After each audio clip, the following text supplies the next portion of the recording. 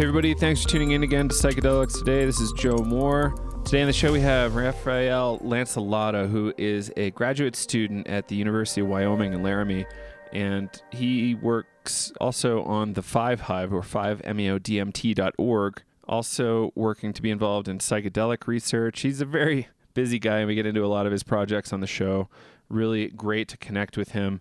He seems to be doing really authentic work, trying to reduce harm in the 5-MeO-DMT world, and there's a lot of work to be done there. I'm sure some of you know some people who are probably facilitating 5-MeO-DMT work, and they're not necessarily up to snuff as a facilitator, or maybe they're doing harmful things. There's some YouTube videos out there of people tasing people while on 5-MeO-DMT, or also pouring water in their mouths, effectively waterboarding.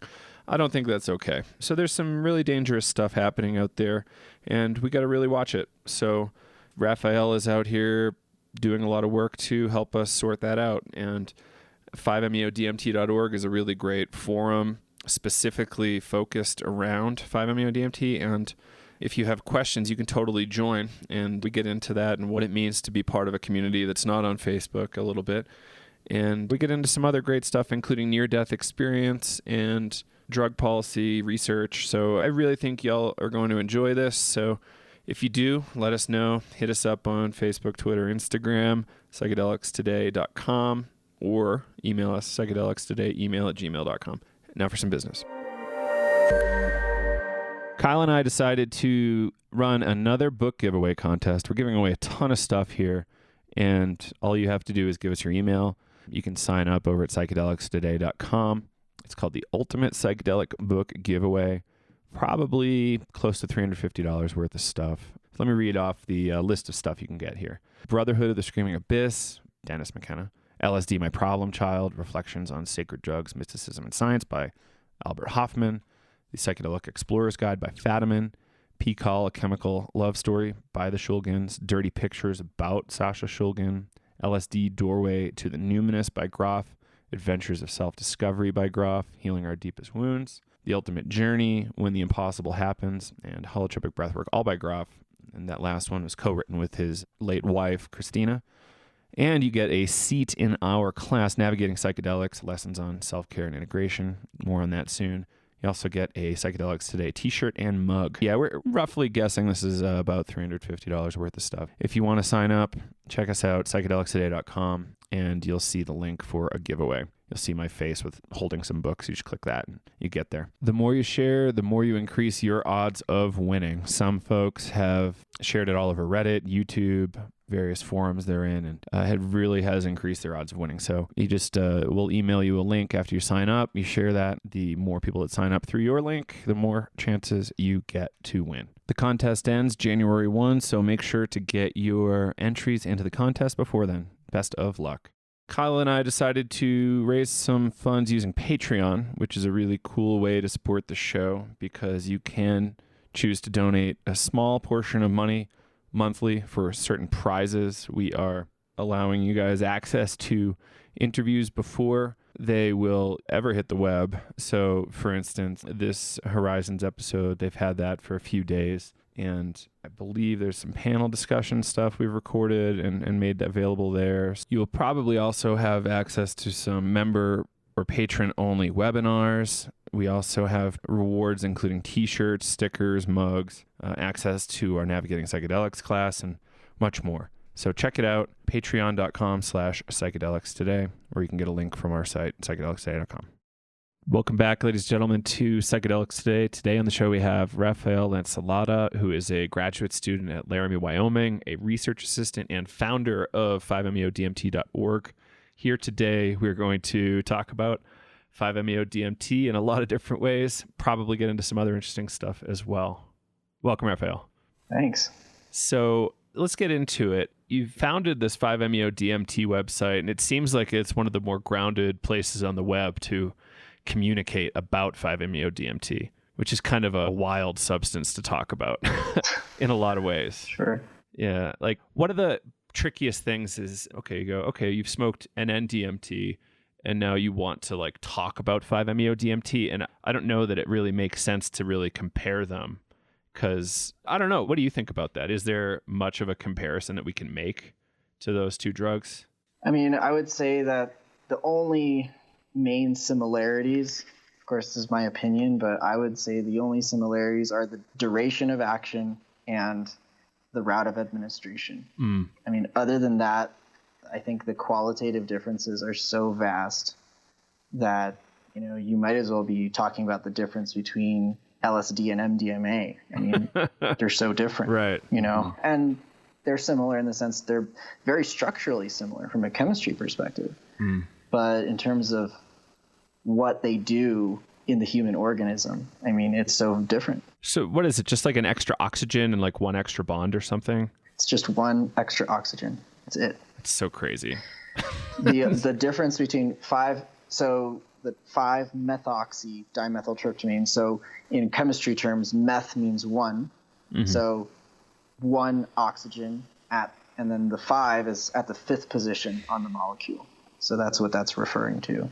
Yeah, I think I saw Octavio Redding at Psychedelic Science in California, and he mentioned that it was just an extra oxygen at one point. Kind of blew my mind. I was like, what? He's quite the character. We can chat about him later. But let's get into your work. You've done a lot of interesting stuff, like founding this forum. Could you talk about the forum for a moment, like what it is and why you started it? Sure. So essentially, it's a forum largely inspired by the DMT nexus.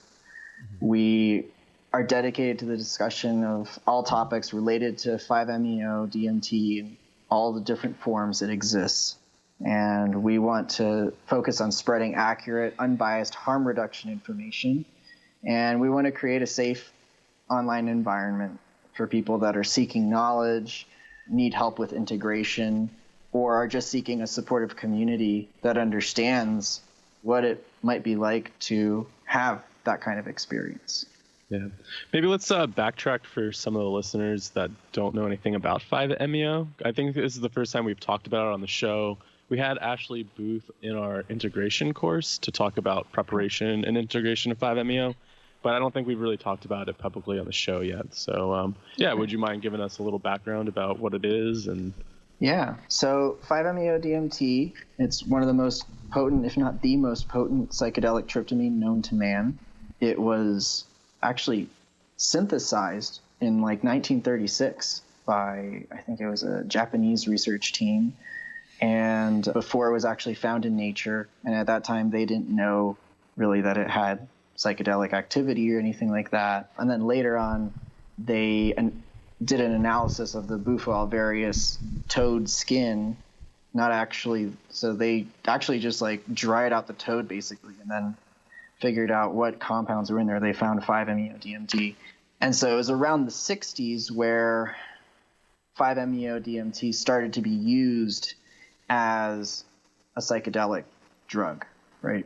It was around that time that was gained a lot of popularity, underground therapy.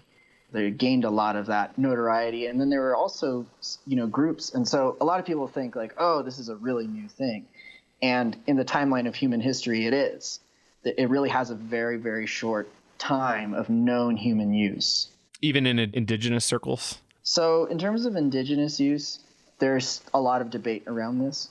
I've pretty strongly researched it, and I've also talked to several people that are from Mexico, one of them being Annie Ortiz, and she was one of the researchers who she's given several talks on it and that kind of thing. But there's really no evidence that indigenous cultures used toad venom to induce spiritual experiences. Like I said, that's up for debate. Some people are going to vehemently disagree with me, but I still haven't seen any hard evidence that it has been used. Aside from that, we're looking at a substance that's only really been used in humans for 40 to 50 years. So I would say that that's a little bit about the history of it. In terms of effects, a lot of people try to compare it, like we were saying, to NN-DMT. The experiences, and if you look at the subjective reports of people that have had experiences with NN-DMT, that a lot of times they report seeing entities, lots of colors, patterns, alternate dimensions, things like that. If you look at the reports for 5-MeO DMT, you don't see any of that. Or if you do see some of it, it's very rare. what you typically see in those types of anecdotal reports is you see people saying that they dissolved into white light, or they came into contact with what they would consider God, or they entered into such a real reality that was more real than the real reality that we're experiencing right now. A lot of people even say that it doesn't even feel like a drug experience. It literally just feels like their consciousness is opening so wide that they become part of everything. So there are some very significant differences between those two. And I would say that the experience of merging with God, merging with all of existence, and the confrontation of death are typically some of the most hallmark features of it. So yeah, is that good? Yeah, I think so. More? I think so. Cool. Yeah, like to maybe expand a little bit, people are like, okay, I'm just waking up to who I was, or I became God is really typical. What those things mean, who knows? But it's interesting that a molecule can instantiate these states in minutes or seconds that people have been working on for thousands of years in religious literature. It's like this is, in a lot of senses, the end goal of a lot of religions is this state that this one compound can pull up. And one thing, too, that I would like to add that's fascinating is that the experiences that people have had with 5-MeO-DMT are extremely similar to near-death experiences. I've had a near-death experience, and so I would say, for me, extremely similar. And then also there have been reports of other people who both have had a near-death experience and have had an experience with 5-MeO-DMT saying that it was almost identical, like almost the exact same thing. So that lends it even more of that realness. It's fascinating. I've actually had a near-death experience too, and I've kind of saw some similarities between some psilocybin experiences I've had and like NDMT experiences. Would you be open to describing like what your near-death experience was like, and like how maybe it was similar to this 5-MeO experience? Yeah. So for me, I used to be a pretty avid rock climber. I had been rock climbing for about 12 years at that point.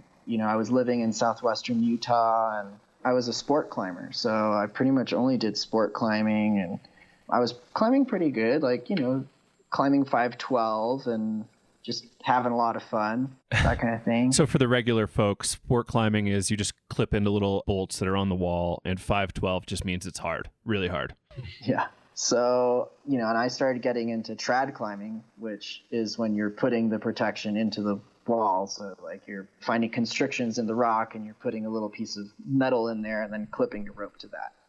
And so I was getting into that. My friend at the time, he was like, oh, dude, let's go hit up this finger crack. Like, you're going to rock it. It's going to be so good. And I wasn't really a crack climber. I was more of a face climber. It's so hard. But yeah, it's very hard. So he takes me to a 5'9" finger crack, which is a crack that's maybe at the widest parts, it's like 2 inches. But your whole body, you're kind of going up this tiny little crack. So it was my very first time leading trad, which means I was going up first and putting in all the protection as I was going. That was your very first time? Very first time leading. That's some guts, man. Yeah, so I'm climbing up this thing, and I put in one piece of protection, clip that in, and I keep climbing. And finally, as I'm going up, I'm realizing, like, holy shit, I need to put another piece in. But I hadn't found like a comfortable spot where I could rest to do it. So the second spot that I found was like I was like 35 feet off the deck. And I placed that second piece of protection, clipped in, and I was like starting to feeling a bit of panic. Like, oh shit, like what am I doing? So I tell my belay partner, I was like, hey, tighten the rope. I'm going to sit here for a little bit and just calm down. So he tightens up the rope, and I'm sitting there and I'm looking at the piece, and like, I just calm myself down, deep breathing. The very instant that I reached calmness, I watched that piece pop out of the rock, like right in front of my face, just popped right out. And I was so calm. Like when you're in a meditative state, you know, you're just observing what's happening. And so I literally was like observing the thought pop into my head of like, oh, I'm falling now. And as I'm falling, I started thinking, oh, well, I have that other piece. That piece is, I guess the rock wasn't very solid or something. The second piece popped out too. And I was pure free fall, landed straight onto a boulder. So I landed on solid rock on my rib cage. And like I hit the ground so hard that I bounced. Oh. Like I hit the ground, I bounced, and I'm like laying there, and my friend is like, "Are you okay, dude? Are you okay?" And I my brain was still like catching up, you know. It's just like, what the fuck just happened? And so my brain, I guess, literally thought that it was so damaged it was gonna die. Like my whole system went into shock. So I thought. It felt like my entire system went into I'm dying mode, right? So I felt like extremely lightheaded, extremely weak. I wasn't able to breathe because my rib cage, like all the wind had been completely knocked out of me. And so that combined with like the adrenaline spike and whatever else was happening chemically, like I couldn't breathe. So I was like not getting oxygen. I was like really disoriented, and I literally thought, okay, I'm dying. And I remember I was laying there as my friend's like calling 911. He's like trying to get search and rescue. I'm laying there looking up into the sky. And as I was laying there, I could feel myself just like, you know, everything just getting very like mystical and very kind of otherworldly and dreamy. And I could feel the presence of all of my relatives that had died before me. I could feel them, and I could feel them like communicating with me, telling me like, hey, it's not your time. Like you have a lot more to do. And I was able to see like into the future of my life, and it was showing me like what was yet to come and all this stuff. Right. And so that's happening. And as I'm starting to slip into that, my friend's like shaking me like, dude, you need to stay awake. Like you can't close your eyes. Like, you know, they thought, oh, it might have been concussion or something. So I kind of got shaken back, you know, and they're like distracting me. So, but that moment where I really was like, this is it, you know, and even when the paramedics came, like they're telling me like, yeah, you probably punctured your lung. Like maybe one of your ribs went into your lung, or maybe you broke your back. They didn't know. I was in so much pain and shock that I couldn't really accurately tell. So fast forward, we get to the hospital. They do an MRI or whatever, one of the CAT scan, one of those scans. Yeah. So they did one of those.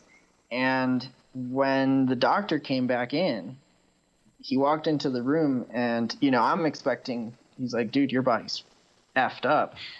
He walks into the room and he looks at me. He says, do you believe in God? And I'm like, no, I don't. Like, what does that even have to do with it? And you're still conscious at that point to be able to... I mean, you know, they had given me painkillers and stuff, so I'm still kind of loopy. But, you know, I was so full of adrenaline. I was like, you know. The towers. So they were just like, yeah. So he comes in and he tells me that, and I'm like, no, I don't really believe in God. Like, why? And he's like, because there's not one broken bone in your body. Like, wow. He's like, people have fallen from less distance and completely shattered the bones in their legs and that kind of stuff. So that was a near-death experience. And I would I guess with 5-MeO, I think the similarity is just that intense feeling of how real it feels. You know, where it's like, okay, it's not like, I think I might be dying. It's like, I am dying, you know? Yeah. Wow. Yeah, that's fascinating. It's been a question of mine ever since that happened to me, and have these parallel experiences. I think there's such a weird similarity between like those two experiences, and it's cool to be able to talk to you about this, because I mean, I didn't really know that happened to you, and to be on here talking about this, just kind of ironic. I always kind of had those, there's something there, and to meet somebody else that feels the same way, it's really cool. Yeah. It's always nice to meet someone else who's gone through it as well. Yeah. And you don't feel so alone, or it's like, wait, is that what someone else felt too? Like, or is that just my brain make that shit up?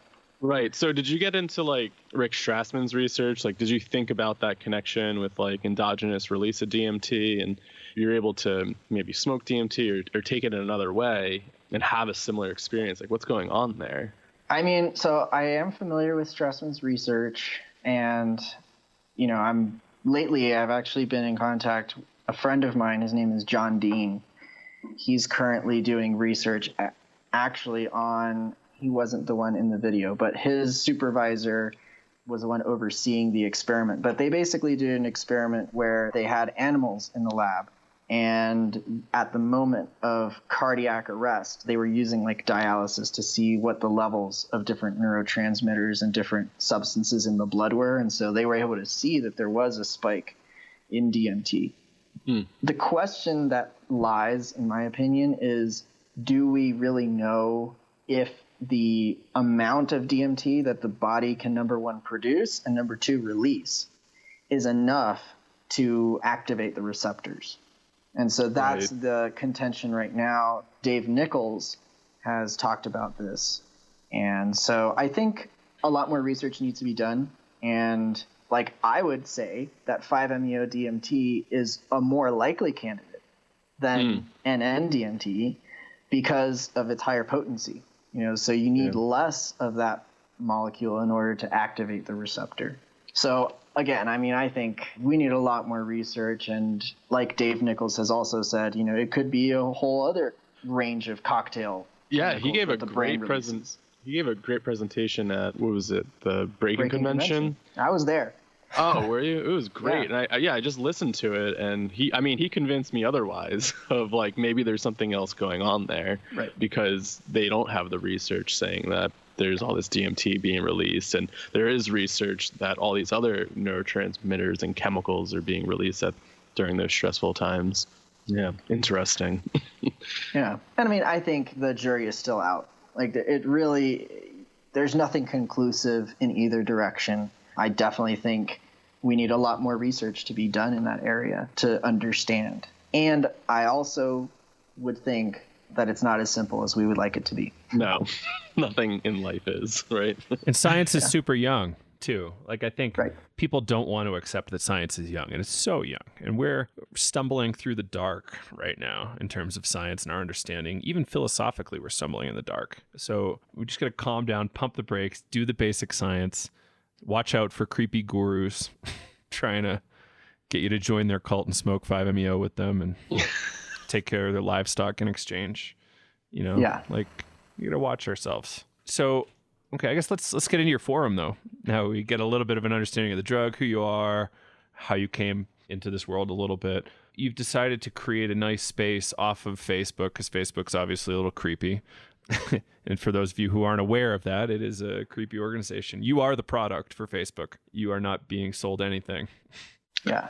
Well, I just got an email from Facebook, and I didn't realize one of their addresses is like One Hack Avenue or Hack Way, Hack Drive. It's like, or Hacker. It's like One Hacker Way or something like that. I was like, well, that's kind of weird. Sorry to interrupt. It was just something I saw today. Yeah, that adds to the Halloween vibe we have going on. So the idea for the 5-Hive, the 5-MeO-DMT forum, it started, I want to say, almost a year ago. It started when there was a Facebook group. It's called 5-MeO-DMT Testimonials or something like that. And someone on the group basically said, we have so much information in this group that's been gathered from all these people that joined the group, and then they write a post with their experience, or there's just all this stuff, and it all gets lost. Like, there's no way to search. Like, the search function in Facebook sucks. There's no way to archive that anywhere. There was a files section in that group where they would try to document all this stuff, but it's just such a sloppy thing. And honestly, I highly doubt the longevity of Facebook in the long run. So someone raised that point, and I thought, shit, like, I know how to do this, right? So, in like a little bit, I found a website that they hosted free forums, and I was like, cool, like, let's just all migrate over to this other place and we can do that. And people were immediately like, no, this needs to be more formally done. Like, we need to think about this more. So I was like, all right, cool. So I decided, okay, I got like a few people together. I think it was me, a woman that was actually a former moderator for the ayahuasca forums. So if you go to forums.ayahuasca.com, that forum was one of the primary sources of information about ayahuasca. So she used to be one of the moderators on there. And so I got her, and she's in Australia. I got another guy from Australia who wanted to be a moderator. One guy in the US or US/Canada, he's a moderator. And then the T Fairy also was helping with some of the organizational and like beginning ideas of how we're going to do this. So I took a step back. I reserved the domain name and, reserved a server and got this online. It's been a mixed experiment so far. It's still pretty young in terms of forums, as far as forums go. We're still slowly generating content. But I think one of the challenges is that it seems like in terms of forums, people really struggle in figuring out, okay, well, how do I use this instead of Facebook, right? But I guess the message we're trying to put out there is like, it's worth taking the time to learn how to use it, because that information is going to be, it's a lot easier to archive that information and preserve it and access it and do things with it than Facebook. Like, if you want your testimonial to last, and if you want to have like constructive communications and like conversations about things, use a forum. Facebook is just where people vent their emotions. So I think that's basically how it was formed and the ideas behind it. Yeah, I've been an active user of forums for a long time, like Shroomery, Mycotopia, DMT Nexus. There is also a really popular kind of drug site that Lorenzo Haggerty from Psychedelic Salon was a part of. What the hell was it called? I forget. But there's this whole network of podcasts and forums that was like associated with this thing. It was super amazing to see all these different people collaborating and building something that's standalone. It's actually like its own entity.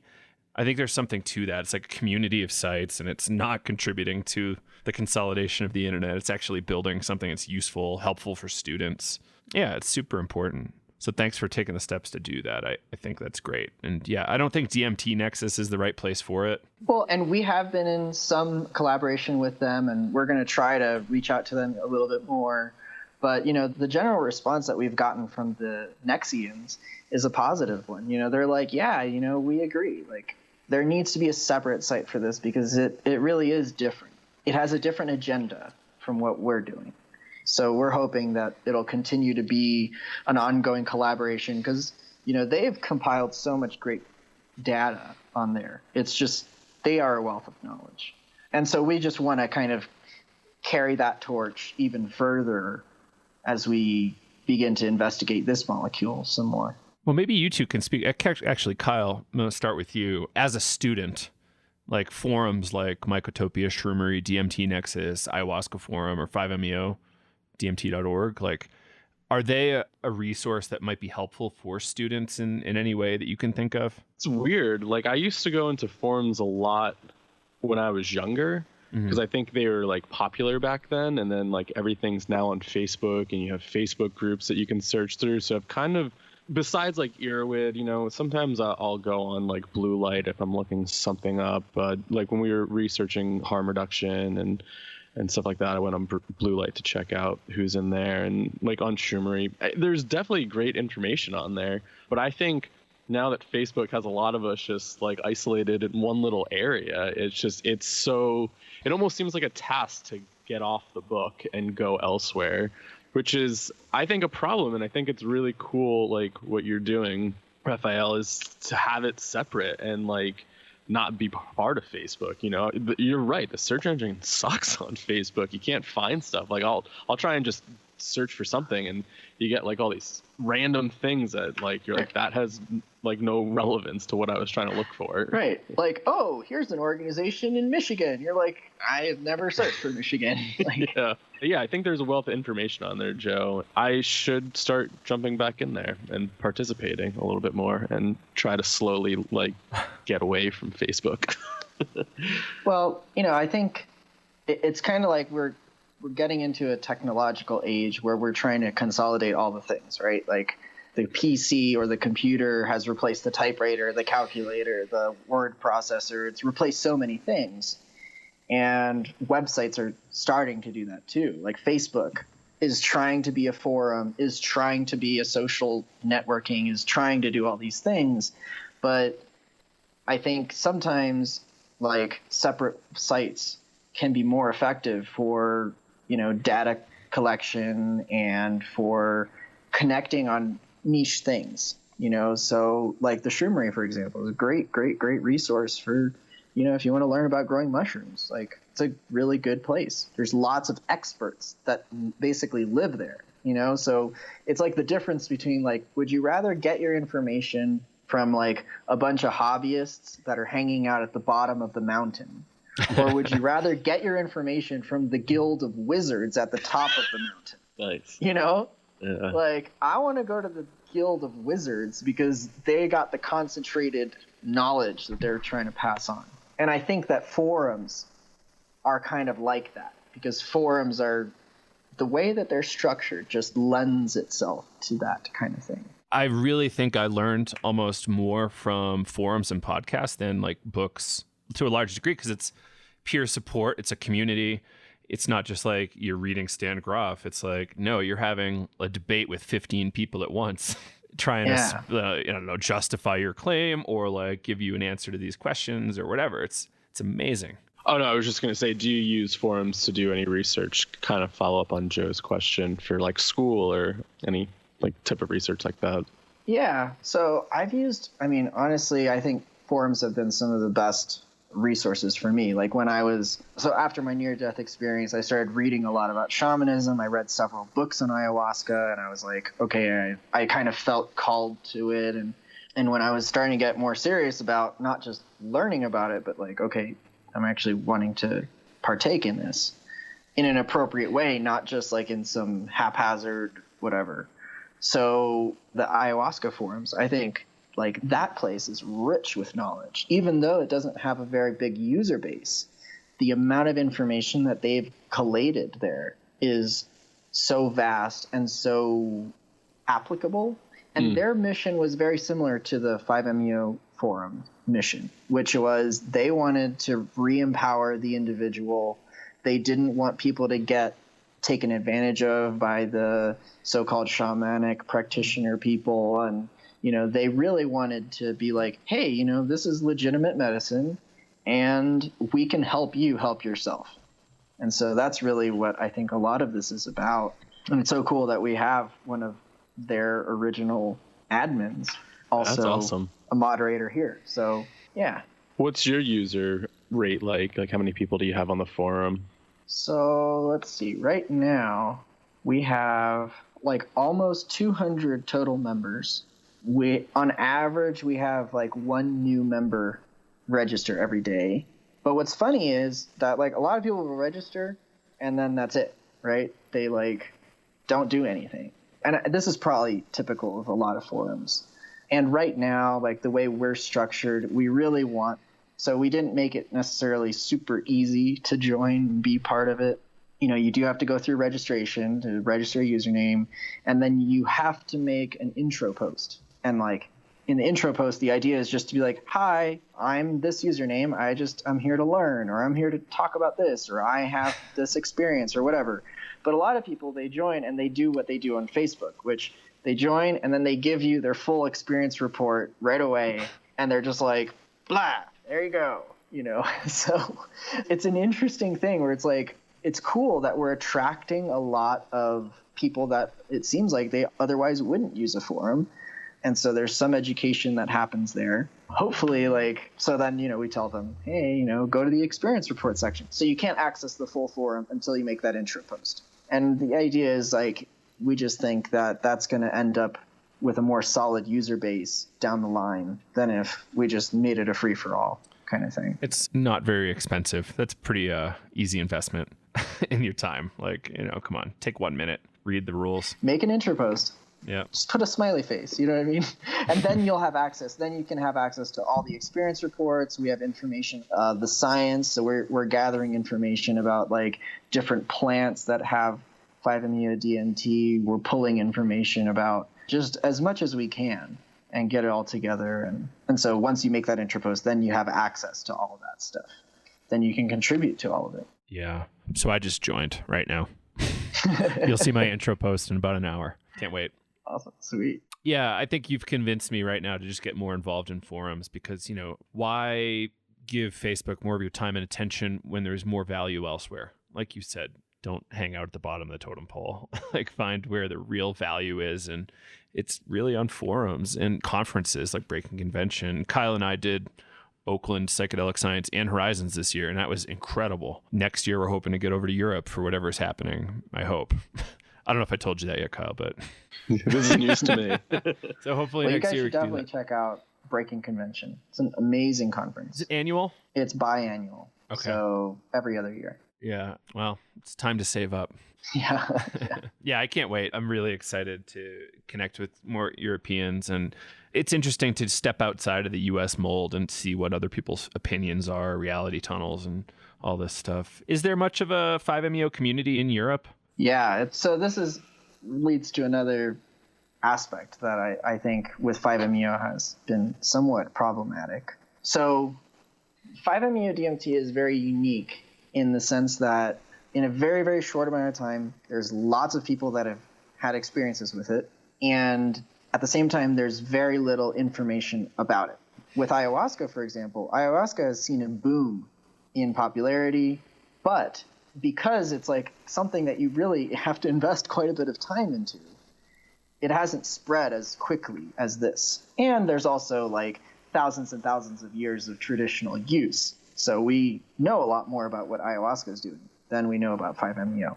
So with 5-MeO, you have there's a few main practitioners that have gone around the world administering it in very high doses, at some points irresponsibly high doses, to as many people as they can. So kind of under the guise of like, we're turning on the world. But okay, I mean, I have a few problems with this. This is, in my opinion, a replication of what happened when LSD entered into the Western society, right? So there were a lot of people, like, for example, Nick Sand and Tim Scully, they took acid and they were like, okay, it's my mission to turn on the world with LSD. If everyone in the world takes LSD, all of our problems will go away, right? Like, we're going to shift into a new frame of consciousness and war will be over and people will love each other and blah, blah, blah, right? And even if you see, I'm trying to remember, I think it was the Sunshine Makers. There was a documentary, but Great Tim Scully movie. in that Tim Scully in that movie, he himself says, like, looking back on it, there was a point where we realized, like, dosing everyone on acid isn't really going to make that change. Mm-hmm. And that's part of the reason why I'm going to school to be a mental health counselor, because I really believe in the power of human connection, the power of relationship for change. I think that if we're all nicer to each other, if we all learn how to connect with one another, that's where we can really bring change. I think psychedelic medicines can act as very powerful catalysts, but they need to be used appropriately. They need to be used judiciously, carefully, and with the proper supports in order for really positive things to happen. Mm-hmm. So anyways, yeah. So Europe, I got off on a tangent. Sorry. But yes, Europe, there is a great deal of popularity because of these traveling shamanic practitioners. We had somebody on their show that said, I believe it was, the real medicine is human connection, just to kind of go off of what you were saying there. I think that's so true. But also, I wonder if it's like not gaining as like much popularity. Is it because there's only like a specific toad that produces this? Or, I mean, it probably can obviously be synthesized and made in a lab, but like it really just comes from the Bufo ovarius toad, right? Or other species that produce this. It's like a secretion from the toad, right? Yeah. So 5-MeO DMT exists in nature in many different varieties of plants, but the highest concentration of only 5-MeO-DMT is in the Bufo alvarius toad venom. So only that toad. And it's causing problems with the toad's ecosystem. So like the popularity of this toad, toads are being captured to be bred in captivity. That's another issue because, the lifespan of these toads in captivity is much less than it is when they're living in the wild. So basically, like, you're giving this animal, like you're taking this animal as a pet, but it's actually gonna live. It's a lower quality of life just because you want to have this pet in your house, or whatever, right. Just because you want access to this stuff. So in terms of the synthetic form, it's a pretty easy synthesis if you're a chemist. If you're a chemist, it's not like LSD, right? It's a lot easier. And in terms of the experience itself, talking to many people that have experienced both, a lot of times they say that there's not that significant of a difference between the two. And for the people who are traveling around, are they using some sort of synthetic or plant-based derivative, or are they using it from the toad? Typically, if they're a traveling shaman, they're using the toad secretion. And that kind of also goes along. So I think it's part of this, I want to be nice, but the kind of occult mentality of that quote unquote organic is better than synthetic, and synthetic is bad because it's man-made and it wasn't quote unquote made by nature. I recognize that there may be some valid arguments in both directions. However, I think that our understanding of natural versus synthetic is very limited. I mean, if you talk to any chemist, for example, who studies molecular structures for a living, they'll tell you that, if you have a synthetic substance or if you extract the same substance from nature, it's the same thing. Anyone will tell you that. So that's another area of debate for sure. They talk about secondary metabolites some, but I don't really know. Bufotamine, is that it? Bufotenine? Bufotenine. Bufotenine. Yeah. I don't know anything about it. Yeah, 5-hydroxy dimethyltryptamine. So there's a hydrogen and an oxygen atom. That is also present, but 5-MeO-DMT metabolizes into bufotenine anyway. You just squashed a lot of hippies' dreams, man. If you go on the DMT Nexus, they talk there about how, people actually isolate and have used bufotenine on its own in particular. But yeah, so I guess for me, what it comes back to is, yes, there may be other compounds in the venom, but number one, there hasn't been an analysis of that venom. Mm-hmm. So they do know that there are dangerous, well, actually, they do know the compounds that are in there, but they don't know what compounds are in the vapor. So when it's vaporized, they don't know what compounds actually come into the vapor. But we do know that there are like harmful heart, like drugs that will actually like stop your heart, in that venom. So like if you were to eat that venom, it could straight up kill you. Or if you were to administer that venom any other way besides vaporization, it could kill you instantly. Wow.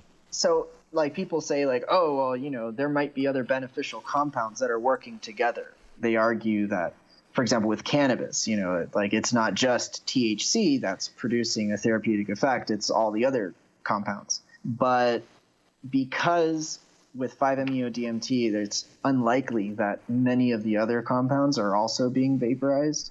Chances are the main therapeutic benefit is happening with 5-MeO-DMT. And I would say that until we have better data on what's happening with that venom, I would say that I guess it's relatively safe, but we don't know long term. Yeah. I would also say, like, just from the perspective of sustainability, like, let's pump the brakes. If you're a black market user, let's try to create the demand for synthetic or isolated 5-MeO-DMT instead of only trying to buy toad venom. I think earlier this year, none of the dark web markets had 5-MeO-DMT available, and this was like a publicly stated thing at the forum on stage. And since then, it has really boiled over, and I believe it's available all over the place now. Since then, I think they saw the lack of supply and said, okay, we've got a lab, let's make this stuff, it's fine. I feel like that's kind of getting rectified in the dark markets, which is great. But yeah, I would just say, let's pump the brakes. We don't know that there was possible health risks, absolutely sustainability risks. And you're kind of torturing a toad. You're like spreading this animal out and pinching it. It's like, what are you aliens doing to me? Cut it out. Yeah, if you're raising them in a terrarium in Europe, that kind of sucks too. Right.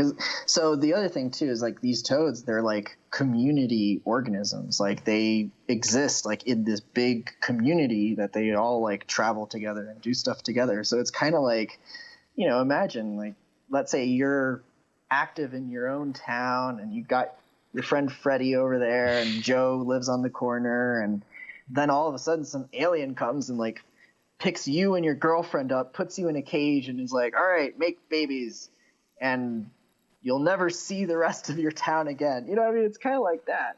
Yeah. So there's some people trying to create toad sanctuaries, right? Yeah. Have you seen that? That's Octavio, I think, is raising funds for that down in the desert. I don't know anything about, so I don't want to say I'm a supporter of Octavio. I don't know enough about him. We want to talk to him soon. I'm reading his book right now, and it's full of kind of maybe a little too religious of language for my taste, personally. So people check that out on their own. But that's all I'll say on that. But yeah, Octavio is starting that up. I don't really know. Like, he's keeping the location secret, I guess, ostensibly because he can harvest them on his own, / it's the highest concentration of toads on the planet.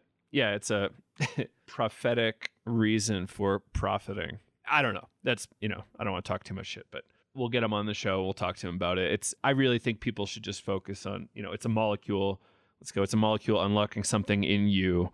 Let's not talk necessarily about spiritual essence and stuff like that until we have some data where we can safely talk about that stuff. And the other thing too is that the FDA is never going to be like, yes, you may administer bufotoxin to your patients. Like, it's just not going to happen. If you look at all the, psychedelic medicine that is being approved, they're looking at the individual molecule because we want to be sure that all the positive side effects, all the negative side effects are attributed to this one thing, right? So we see MDMA is going through trials. It's going to be, medicine by 2021.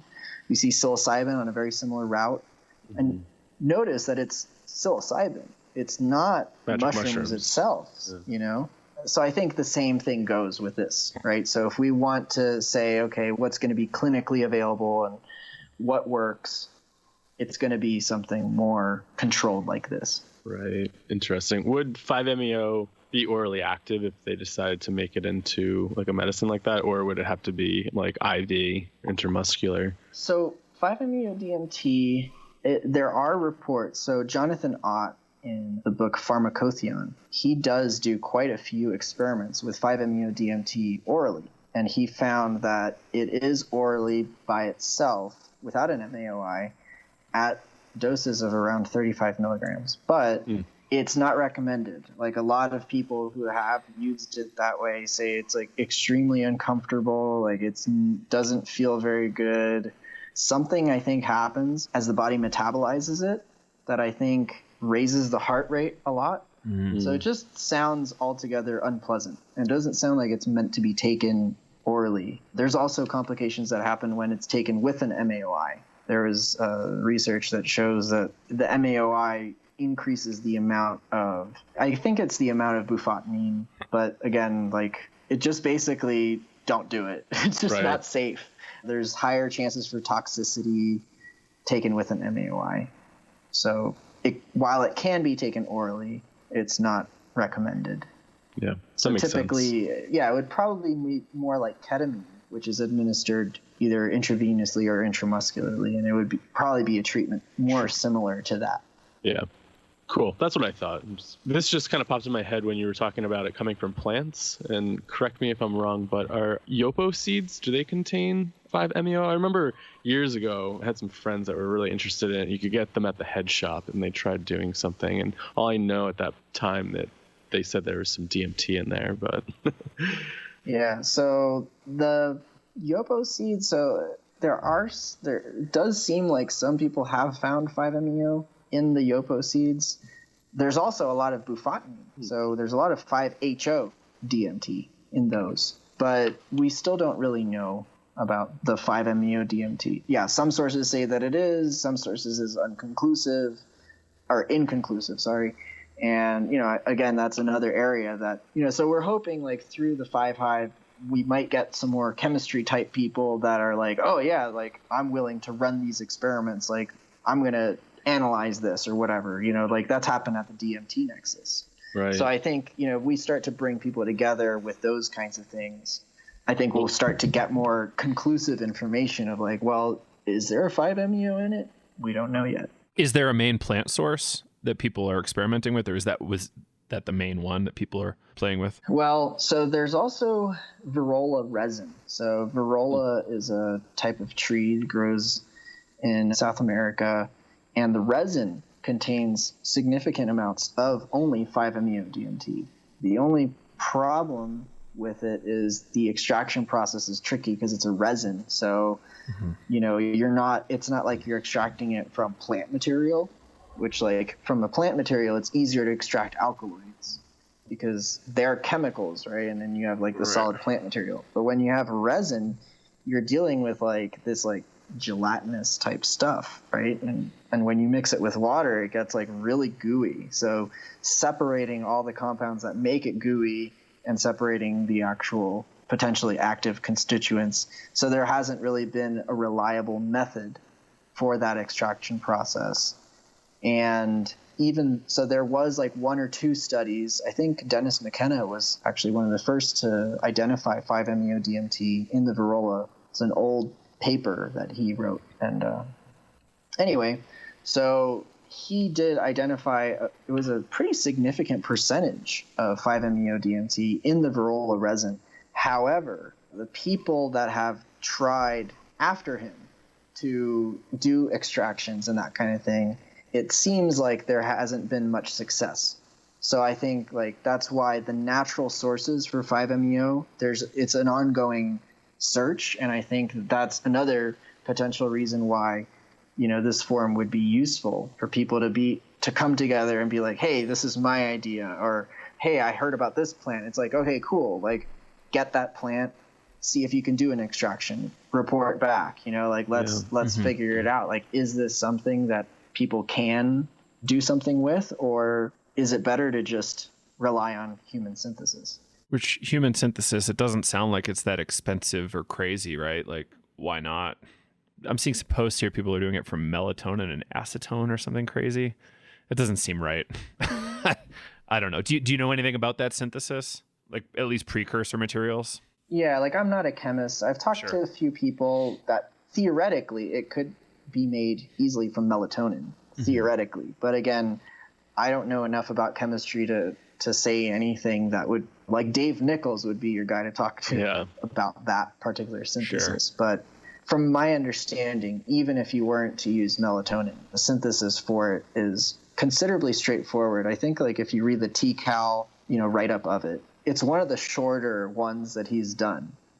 So like some of the other, have you read TCAL? I haven't. I have both copies, PCAL and TCAL at home. I just haven't dug in yet. Okay. Well, some of those recipes, I mean, they are long.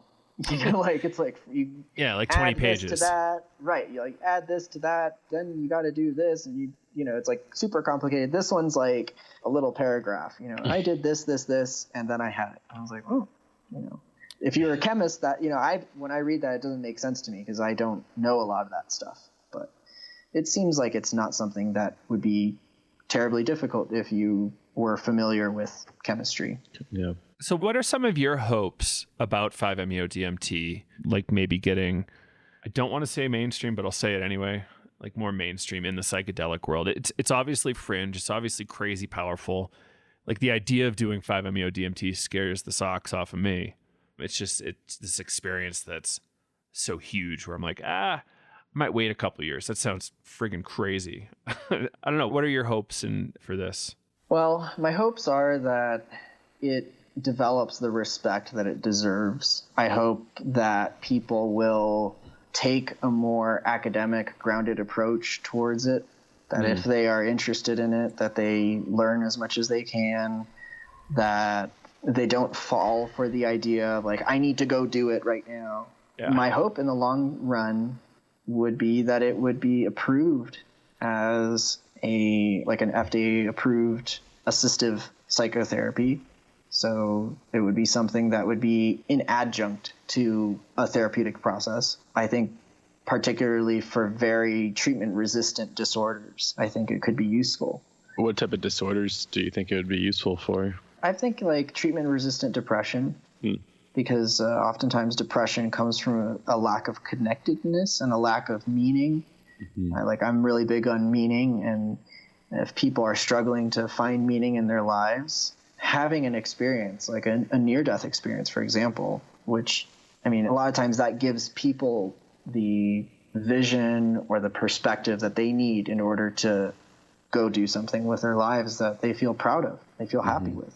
So that would be my hope in the long term. And then for the community itself, I think, again, giving it respect and just let's study it. Let's learn as much as we can. And it doesn't have to be about doing it. It's not just about taking drugs. This is about how do we learn as much as we can about the world that we inhabit and about how we can live together as a human organism that is trying to survive. That's wonderful. On the flip side of hopes and visions, what are some concerns and risks involved, or maybe concerns about it maybe getting too big, or just anything in that realm of risks and concerns? Yeah. The biggest risk / concern, in my opinion, is inadequate integration and preparation. If you may think that you're ready for it, and then you have the experience, and then it just feels like reality completely shatters. And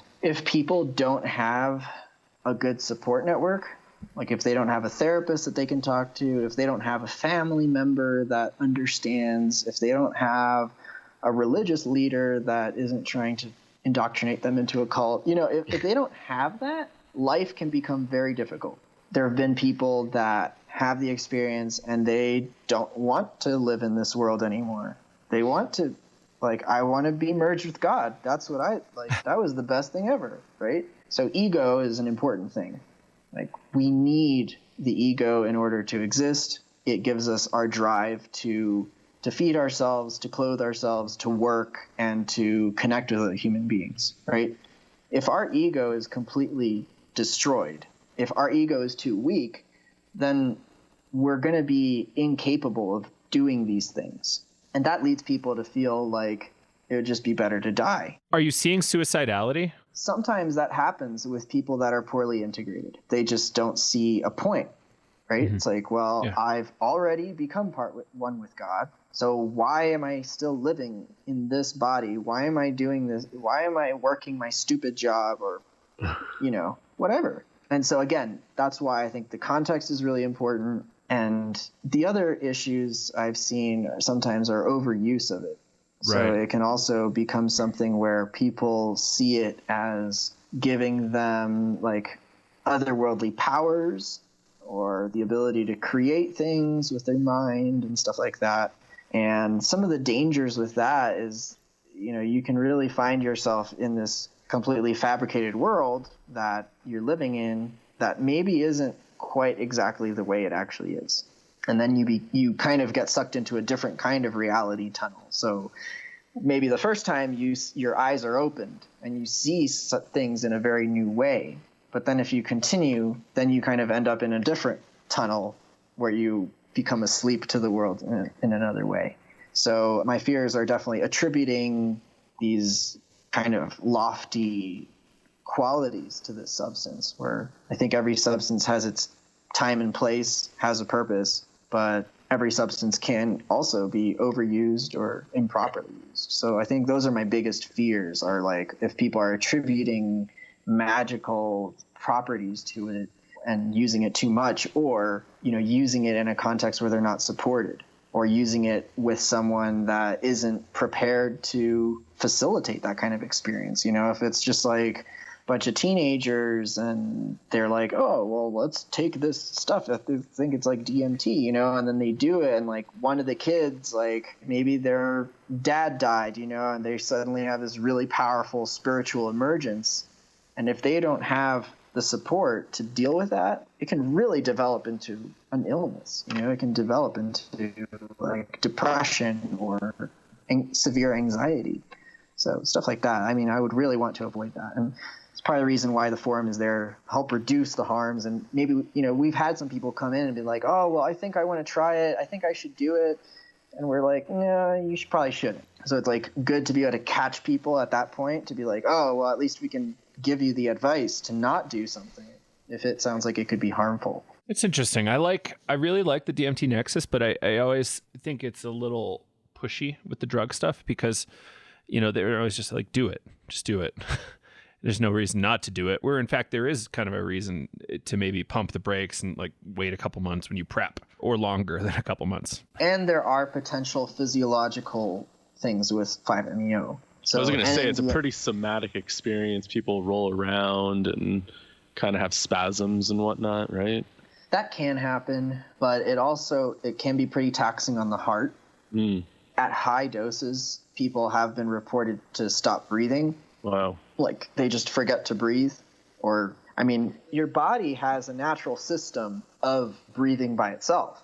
But when you're taking this, I don't have a personal experience with this, but I've talked to a lot of people where this has happened, where they'll be in the experience and they'll like just hold their breath and like to the point where they're turning purple and people have to like intervene, Wow. So I would say under inappropriate doses, in appropriate settings, it can be safe. And that's why I think clinically it would be totally fine. Clinically, there probably won't find any problems. But in the wild, where people are taking unknown amounts, who knows how much they're taking, or if they're taking with people that maybe don't have any medical training, something could happen. So there's that other side of it. Whereas like, I think you have a little bit more leeway. Like no one's going to be like, I smoked too much DMT and my heart stopped. Like it's never happened. It probably won't ever happen, but it's a little bit different with 5-MeO just because it places a more strain on the body, especially when you're taking very large doses of it.